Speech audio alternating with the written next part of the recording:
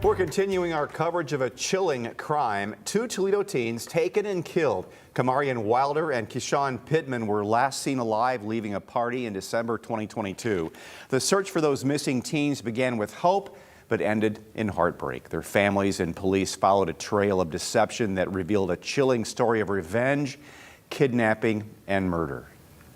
At that point, we'd received information, wasn't verified by any means, that the boys were being held somewhere.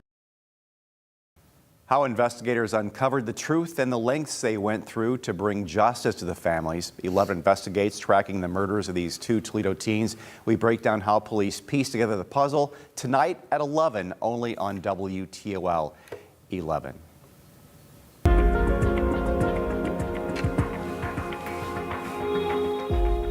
Verdict form, count 2, aggravated murder. And right now we have Mel Andrews with us in studio to talk a little more about tonight's story. Mel, this case began as a missing persons case. I remember when it first had these two boys, friends, they're nowhere to be found. And it just, then suddenly things start moving. Yeah, 15 and 16 years old, and as has been reported, the boys were at a party at Maumee Bay State Park. The mother of the child who was having the party there figured out at some point that they had a gun, and so told them that they had to leave. But then we heard, how did they, they ended up with these 11 people who were all lying at this house on Maumee.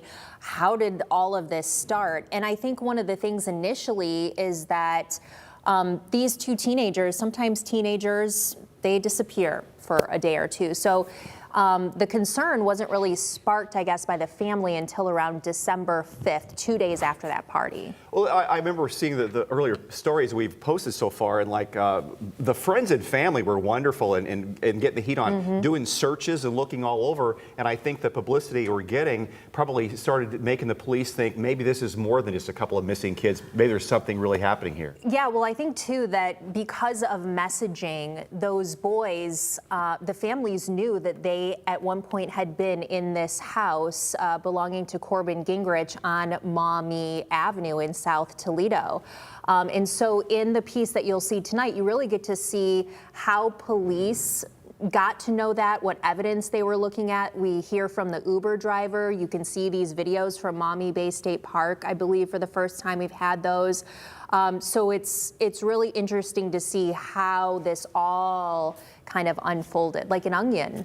So there are 11 people were in the court with this, 11 people involved. And how, did they all know each other? Were they party together? Or what was the connection? I actually had to, if you want to take a quick shot of this, not too up close because I have some juvenile names on here, but I had to make this little family tree myself just to keep track of who's who in this. But basically, Kamarian Wilder was a teenager. He was dating a young lady who was the niece of the man at the house that owned the house, Corbin Gingrich. And Corbin Gingrich thought that Kamarian Wilder stole a gun from him.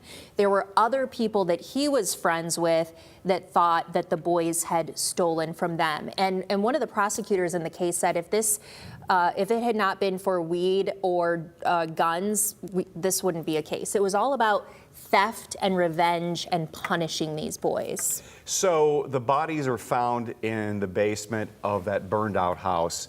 Were they looking for the boys for some reason, or strictly they just did a thorough search of the house? Because I know they searched the upper part, then they went to the lower part before they found it. You're talking about the house where they were eventually found, the burned house. Yeah. Well, police knew that the likelihood that anyone could keep two boys hidden alive for any length of time was improbable. Sure.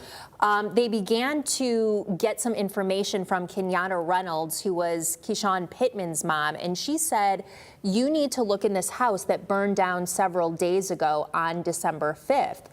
And a Crime Stoppers tip came in anonymously. And I get into that much more in tomorrow night's story. So a lot of information coming out about Crime Stoppers. But someone said, in addition to one of the boys' moms, you have to check out that house. And so 10 days after they reported missing is when their remains were found by a canine handler who we also interview. Well, everyone was lying. Everyone was lying. Eventually, with that many people, somebody's going to crack, or you're going to start finding your story doesn't Yeah. match their story and that story, somebody's lying, and then you start putting the heat on them and it cracks. Well, the detective in this case told me that really when people lie, he notices that they can agree on the larger details. Yeah. You and I went here, we did this, but then when the investigators start asking about the minutia Yeah. is when the stories go wrong. And so one of their tactics was to bring all these people into TPD at once, separate them all into different rooms, and say, tell me your story, and get down into the nitty gritty. Now,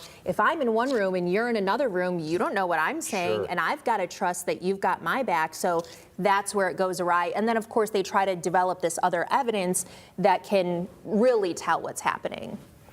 As this all laid out, I like what a fascinating story this is, and I'm glad you're able to do this and put this all in a Yeah, in a we've series. really never seen anything like this Yeah. in Toledo media. I know you've been here for 40 plus years. I'm sure you have, and it's super in depth, and we're grateful to have this additional platform, WTOL 11 Plus, and the YouTube page to be able to share these boys' story, because their story deserves to be told. Looking forward to seeing that story at 11 o'clock Thanks. tonight. Mel, thank you. If you want to watch the full investigation on demand, now you can. Download the WTOL 11 Plus on your TV. Watch for free.